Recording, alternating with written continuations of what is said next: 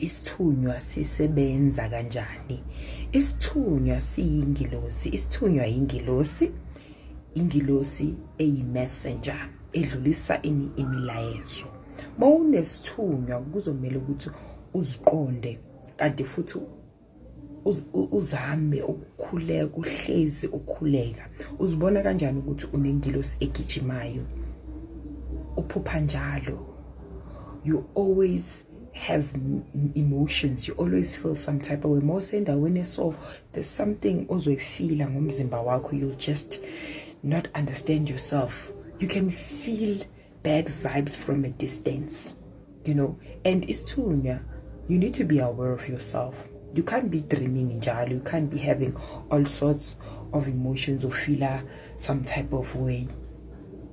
There's something that's not okay. You need to understand ukuthi isithunywa sakho sisebenza kanjani, ingilosi yakho isebenza kanjani. You need to constantly pray. The more you pray, the more you grow.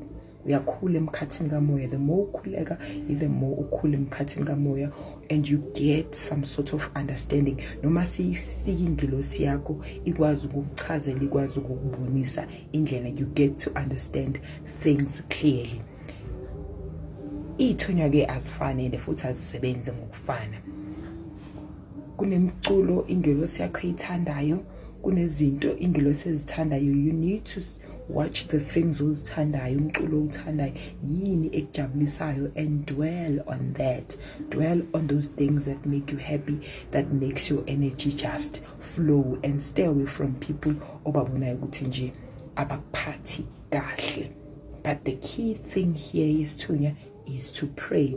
Kanti ithunywa zifika ngendlela ehlukile. Kunomuntu ofika nje akhale.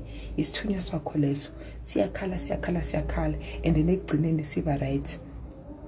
Sizokhuluma ngesikhathi. Some people will be angry ukuthi hayi vele nje ngikhale ngibe emotional. Let your emotions serve their purpose. Whatever you feel, makungathi nje ukuthi uhayize kuvumele kwenzakale. That is like the first step to your journey. Let it nje release. Vumele isithunywa sakho ukuthi si-release and stay prayerful. Ukukhuleka kwakho uzobona na ukhula, undlondlobala, uqonda, amaphupho wakho akhanyela, akucacela kuba kuhle.